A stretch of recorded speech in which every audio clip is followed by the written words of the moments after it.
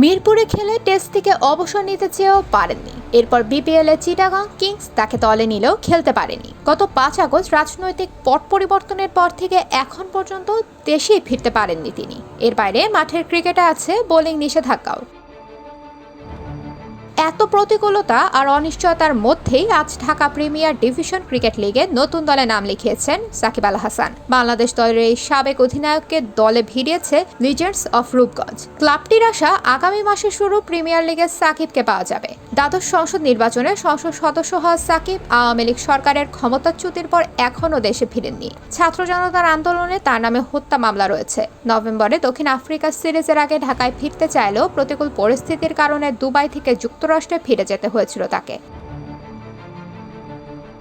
এর মধ্যে অ্যাকশন পরীক্ষায় নিষিদ্ধ হয়ে খেলার মাঠেও কার্যকারিতা কমে যায় অর্ধেক। সব মিলে যখন ক্রিকেট ক্যারিয়ারের অনিশ্চয়তার মুখে, তখন ঢাকা প্রিমিয়ার লিগে দলবদল সম্পন্ন করেছেন সাকিব। আজ দলবদলের প্রথম দিনে অনলাইনে কাগজপত্র জমা দিয়েছেন তিনি। গত আসরে সাকিব খেলেছিলেন শেখ জামাল ধানমন্ডি ক্লাবে। পরিবর্তিত পরিস্থিতিতে দলটির প্রধান পৃষ্ঠপোষক সরে গেছে।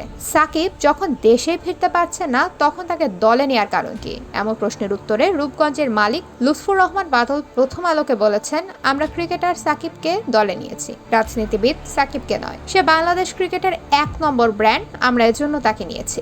দলে নিলেও শেষ পর্যন্ত তাকে খেলাতে পারবেন কিনা জানতে চাইলে তিনি বলেন, খেলোয়াড় সাকিবের জন্য আমরা 100 ভাগ করব। যদি কিছু করার থাকে, আমরা আশাবাদী তাকে প্রিমিয়ার লিগে পাওয়া যাবে। এবারের প্রিমিয়ার লিগ শুরু হবে মার্চের প্রথম সপ্তাহে। তার আগে দলবদল চলবে আজ ও আগামীকাল। ক্রিকেটারদের অনলাইন ও অফলাইন দুইভাবেই রেজিস্ট্রেশন করানো যাচ্ছে।